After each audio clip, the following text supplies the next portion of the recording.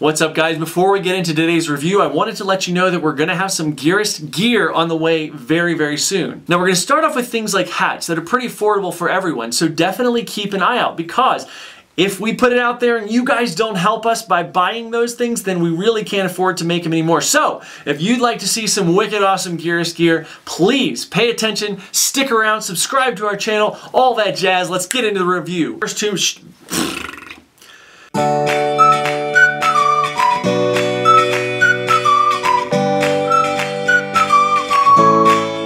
Hey there guys, my name is Brandon from Gearist.com. Today we're going to be breaking down the S-Lab Sense 4 Ultra from Salomon.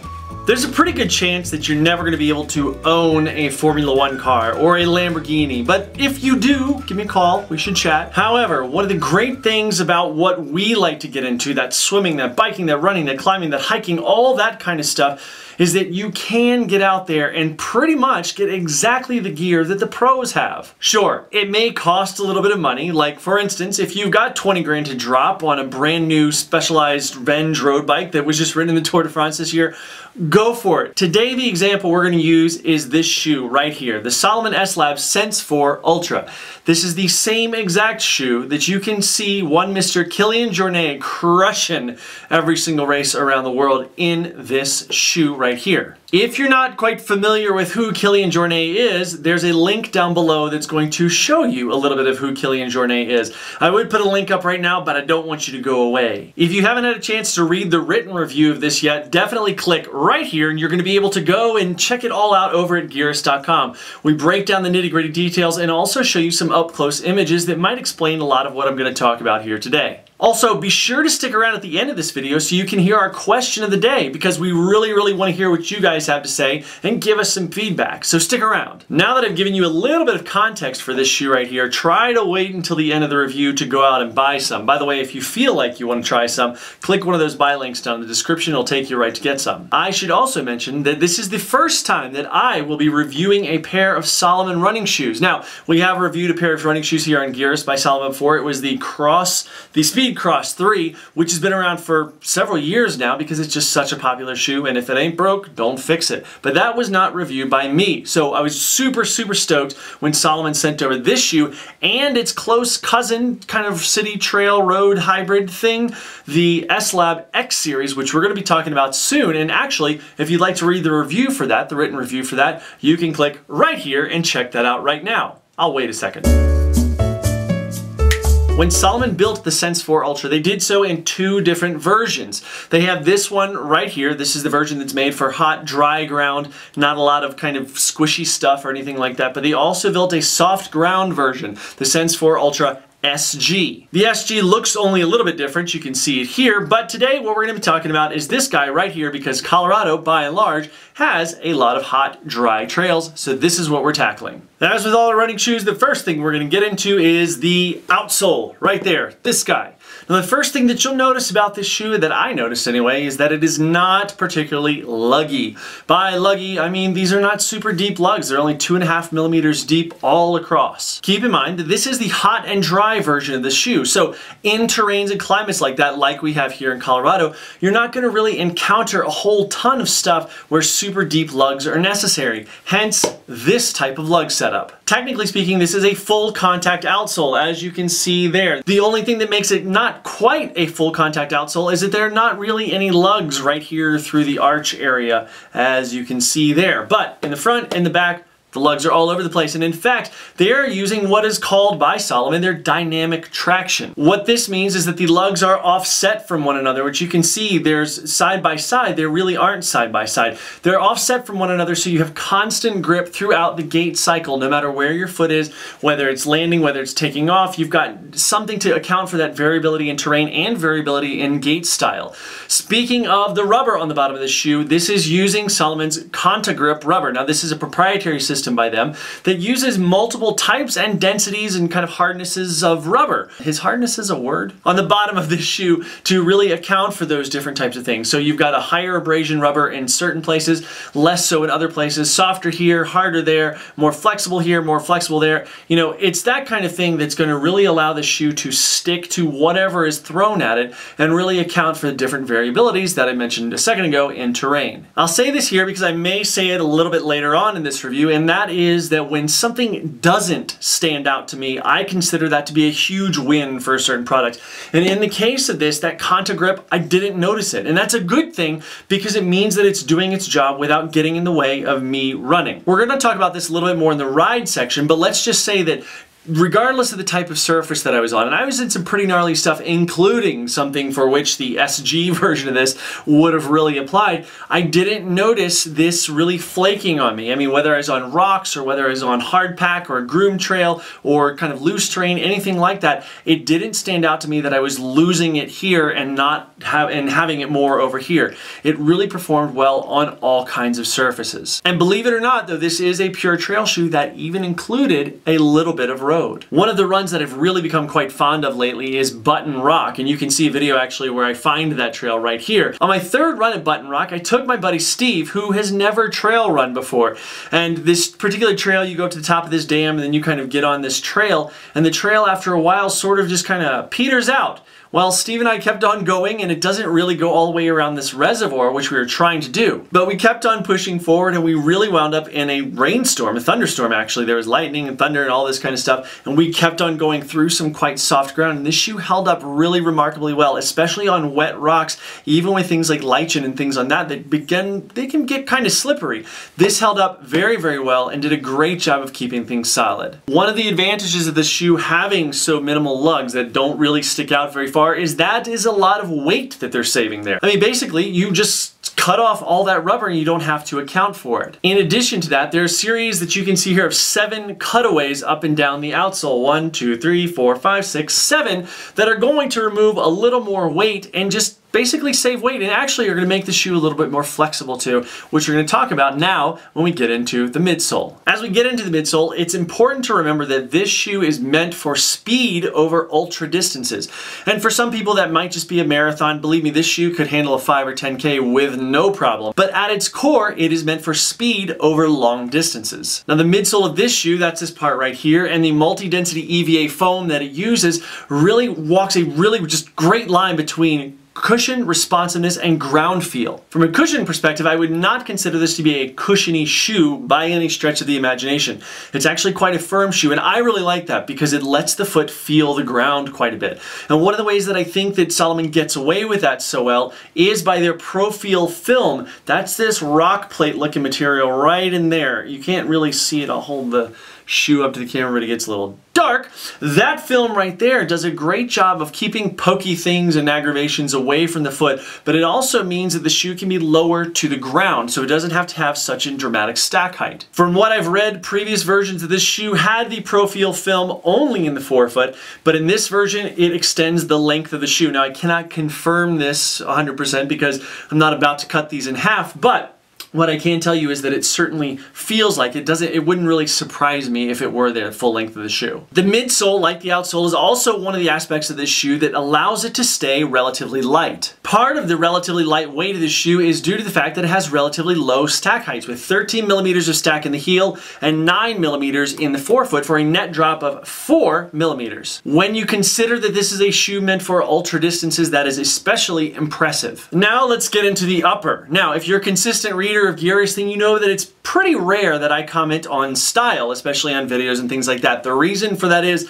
that I don't want to subject anybody else to my particular style choices. However, in the case of this, I'm going to make an exception because I love the stark red and white motif of this shoe. This is actually something that kind of carries over into that S-Lab X series that I mentioned a second ago. Again, you can read that review if you want to click right there. I will admit that red was my favorite color as a child, and to a large degree, I still really, really love it. So this really just appeals to me. It's very strong and bold. The one downside of this is that this pure white, well, It was pure white when I got it in. The pure white rear of this shoe does get a little bit dirty, but that's okay. It's a trail shoe. It's supposed to get dirty. But as you can see, even with like 50 or 60 miles on this shoe, that's still pretty doggone white. You see there? You can see some of the scuffs if I get it up close, but that's doing pretty well. The mesh on the upper of this shoe is a single layer mesh, which is fantastically breathable. I have worn this in runs well over 100 degrees, pushing 106 or 7 degrees at times, and I've never been hot or uncomfortable, and it's not really a big deal.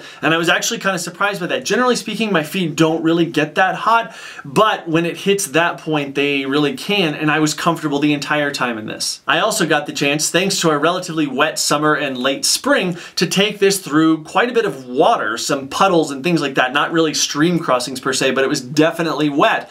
And one of the things that is impressive is that it dries so quickly. I think that's largely thanks to the breathability and ventilation that this shoe provides. Now, keep in mind that this is the hot and dry version of the shoe, so it's not really supposed to be drainy, because you can see this solid rand that goes all the way around here. A lot of times, most of the drainage is going to come through the upper, in kind of over top of the midsole. There's no real place for that to happen here. Many people think that it's, drain holes that drain so much. It is not at all. It is in fact the drains on the side of the upper that take care of much of that. As you move into the rear third of the shoe, that mesh gives way to this kind of faux leathery type of material right here that is fantastic. I love the feel of it. It's just really easy to clean. Again, being that this is white, it's nice that it's easy to clean. And what's great about it is that this is the exact same material that spills into all the bonding up here, the bonded overlays that keep this really, really solid front to back in a well-structured shoe. Moving a little bit forward, we see this gilly lacing system right here. There are no eyelets, these are gillies, but what we've got is Salomon's quick lace system here. This is a Kevlar band, which you can see right there, which has this plastic clip on it. All you do is you push this little guy up, and it slides up the band, and then to tighten it, you just push it down on your shoe. Additionally, what's great about this, you can see there's quite a bit of length. Granted, there wouldn't be so much of my footwear in it, but there's still quite a bit of length. You need somewhere for this to go. Now, on different occasions, I've done different things with it. The first thing is I will tuck it under the bottom end of the lacing there, and then just kind of fold it back. It stays in place. It's a good way to go. But Salomon is taking care of that with this little lace pocket right here. One thing about the lacing system that does get me though is that you'll notice right here, here's the bottom of the pocket, and here's the top cross lace. So effectively, if you tighten it all the way down, it's pretty difficult to get that actually into the pocket at that point in time. What I've tried to do, just in case you're having a similar problem, is when I tighten it down, I lift up on the pocket, then I cinch it down, and then I'm able to tuck it right up in there with no problem. Now, I'll touch on this a little bit more when we get to the fit section of this review, but there are two basic fit systems operating in this shoe. The first is Sensifit, which is basically the banding that you see here on the sides. These are the bonded overlays that are going to keep the shoe nice in place. That works in concert with something on the inside of the shoe, and that is Salomon's proprietary Endofit. Now, it might be difficult to see here, but I'll try to show you, and that's kind of basically that the tongue actually kind of has a sleeve that is down inside of it. You've seen this in some other shoes where there's kind of like a booty sleeve inside. Basically, the tongue is attached from here all the way over to here, right about that length right there. What's great about this is that it does a nice job of not really just hammering down on the foot to keep it in place, but rather it just kind of works together with the outside cinching around the sleeve on the inside, keeps it from rubbing, avoids hot spots in those areas, but it also keeps it nice and cinched down and cradles the foot. Cradles is actually a good word for it. And once again, this is one of those aspects of this shoe that I didn't notice, so therefore it's a win. I've been on some seriously gnarly, just really off-camber stuff with this shoe, and I've never really even slipped anywhere. It's really quite good. One thing that I did notice on the upper that I think could probably handle a little bit of re-examination is the lack of gussets on the tongue. Now, on the one hand, you've got the Endofit, right? The Endofit is going to keep stuff from kind of coming in this way to some degree. But at the end of the day, it doesn't really, because the Endofit stops here, and any debris can still come in through the throat here, around the laces, and easily get in there. I didn't really have this problem at all on any dry or rocky terrains, which again, this is meant for. But when I got into some looser stuff like that, some looser surface covering, particularly on that wet run, again, this I know is not the soft ground shoe, but on that wet run, lots of stuff can get in there. Granted, again, I will put out the caveat, on those rocky, dry runs, not such a big deal. The only thing that would get in there is kind of like dust and things like that. But looser terrain, you should just be aware of it. Now let's talk about the fit. The first thing up is this thing fits me exactly where I'd want it to in a size 11. Keep in mind that if you are wearing this shoe for an ultra distance race or something like that where your foot might swell, then just be aware of that with sizing and things. Now for me, I wouldn't necessarily worry about it too much because 11 fits me no matter what in this shoe. Even if I were to I would literally have to break off a toe for it to not fit. But even still, you've got plenty of room in the upper for adjustability. Just bear in mind that this is going to be very specific to the runner. And this is not just a thing for this shoe, but with all shoes that are meant to go ultra distances. Now the general fit of the shoe for me works out really, really well. I have a very average volume foot with a pretty high arch, not a big deal. I don't need any sort of arch support or anything like that, but this fit me really well front to back, and what's really great about the rear third of the shoe is how well formed that heel cup is. You know, it's a part of this solid material back here that it's not just a loose mesh. It's actually fairly rigid. I mean, you can see I can press on it. I can get a little bit of give, but not a ton, and it does a really great job of holding that foot nicely in place with that fit system that I mentioned a second ago. One thing that I should point out about this shoe is that it is built on a racing last. Now, first off, it's not built on a road racing last, so it's not built on like a Saucony A-series shoe or anything like that. This is built on a trail racing last, so overall it's going to be wider than a road racing last. However, if you're somebody with wider feet, it bears trying this on before you commit to it. While you might fit through here and into the heel, up here in the toe box you might have a little bit of trouble. It really depends on the foot and the person and how you like the shoe to fit. Now let's get into the ride of the shoe. For me, it's one of those shoes that I like to describe as quiet. It gets on your foot. It's so well connected to your foot by way of those two cooperating fit systems that it does a good job of just kind of disappearing. And again, this is one of those things, it just disappears. On Groom Trail, this thing just crushes. I mean, it's really amazing. And in fact, it reminds me a lot of the ride of the X series, which we're going to come out with a video review very soon, in terms of technical terrain. If you're getting into really loose stuff, this does well by way of handling. It's not going to grip quite as well as something with a deeper lug, but the handling that you can get and the control you can have over your feet and legs with this shoe on, because it fits so well to the foot,